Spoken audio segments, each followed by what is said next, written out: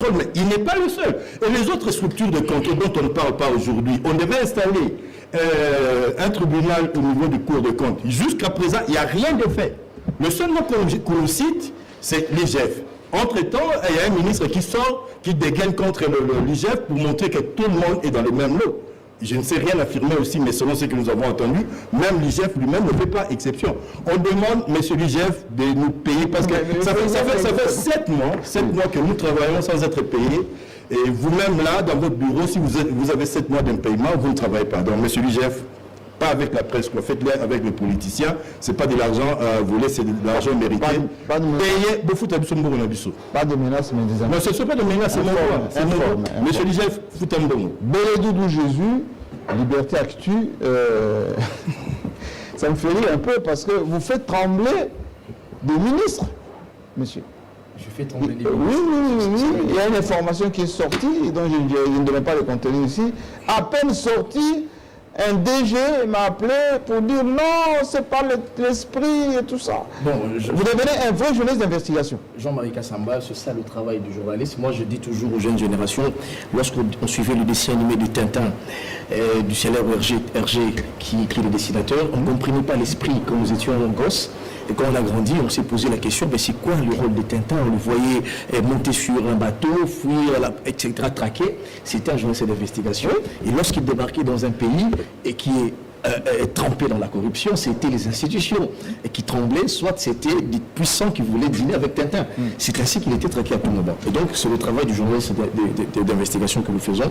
Autant que nous le faisons avec beaucoup d'objectivité, parce que si l'information, vous m'avez posé la question personnellement, vous avez dit, Bélédou, cette information, avez-vous vérifié, avez-vous des sources sûres? J'ai dit, Jean-Marie Kassamba, je ne peux pas publier un torchon, un chiffon, et vous l'avez mis sur la bande passante aujourd'hui. Mais ça fait mouche. Aujourd'hui, nous sommes ici, il n'y a pas de plainte parce que nous avons travaillé, parce que nous avons eu des éléments nets. Je n'aurais quand même placer. Vous avez un biscuit? Je reste dans l'esprit de l'émission, ce n'est pas un recadrage. Quand on parle du militantisme, du journalisme, effectivement, il était temps qu'on en parle, Jean-Marie, mais il ne faudrait pas prendre les Congolais pour les amnésiques. Lorsqu'on dit ça a commencé avec le régime Tshisekedi, je crois que c'est avoir un peu un esprit limité des choses. Quand on sait qu'il existait dans ce pays, sous Mobutu, Eymana Ngoulou, qui était un chantre, un journaliste chevronné, mais qui s'est substitué en un militant du MPR, et il y en a eu comme ça. Il a créé une école du genre. Et pas plus loin de notre époque, sous Kabila, il y en a eu plusieurs. Paix à son âme, Mouchi Manjaté, certains, c'était un journaliste, un confrère, mais chaque jour, il pouvait même danser à l'honneur de Kabila. Et certains l'ont traité de tous les noms. C'était du militantisme dont on faisait ici. Lorsque vous avez lancé le communiqué, ça fait bouche. Et certains vous ont titillé. Jean-Marie Kassamba, regardez ce qu'il a fait pendant 18 ans sous Kabila, c'est les militants de Kabila, etc. On vous apostrophait certains. Et de l'autre côté, on disait, il y a un journalisme qui s'est créé avec nos aînés, Kebaï, etc. Et c'est les autres. Je ne parle pas des Tianais, je parle de journalistes. C'est un politique. Non, on a parlé d'engagement. Ne me faites pas dire ce que je n'ai pas dit, mais on a parlé d'engagement des journalistes. Certains qui s'appelaient journalistes engagés, on se posait la question, ils engageaient pour le fric, ils étaient engagés pour de l'argent, ou ils étaient engagés pour une cause noble. Et lorsqu'on gratte, on voyait qu'il y avait à boire et à manger. Malheureusement, nous avons rapporté sous Tshisekedi.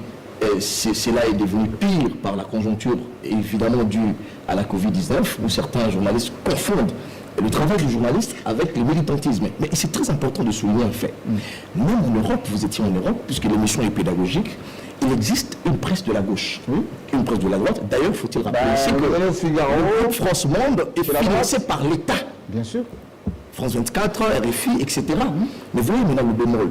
Même le journaliste, éditorialiste soit-il, ou polémiste, je fais un clin d'œil à mon ami Patrick Réalé, il est obligé, dans la pratique de la profession, même dans l'analyse, d'être objectif. L'objectivité dans ses analyses. Il donne un fait subjectif, une opinion, et l'éditorial c'est une opinion, un avis du journaliste, mais il ne faut pas diffamer, il ne faut pas mentir, il ne faut pas fake newser.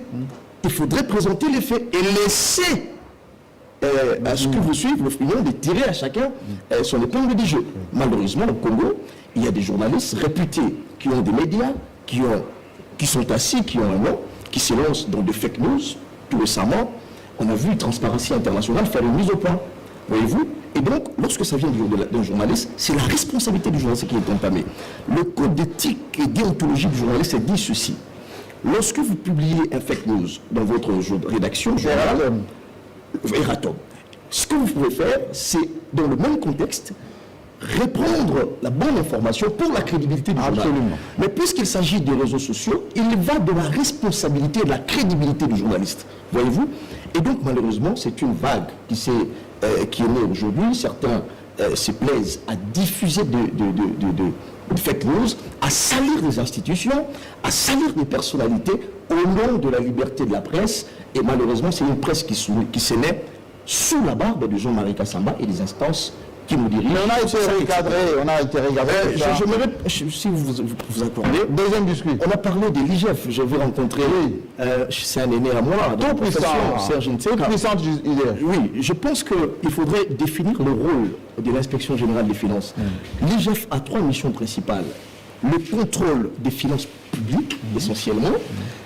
Le contrôle ou l'audit des patrimoines de l'État, deuxièmement. Et le contrôle de la territoriale. Les 3 missions majeures de l'inspection générale des finances, mais l'esprit de la loi, pas de la loi des non, je vous parle du contrôle des finances publiques. Ce qui implique non, le contrôle des finances publiques. Tout simplement. Exact. Et donc, l'IGF, à ce stade de choses, lorsque, par exemple, puisqu'on vous avait annoncé dans le débat, lorsqu'on vous parle, par exemple, de ce qui s'est fait au ministère de l'EPST, c'est tout à fait normal que l'inspection générale des finances vous alerte et fasse des propositions parce qu'il en va de ce prérogative. C'est la sentinelle des finances publiques.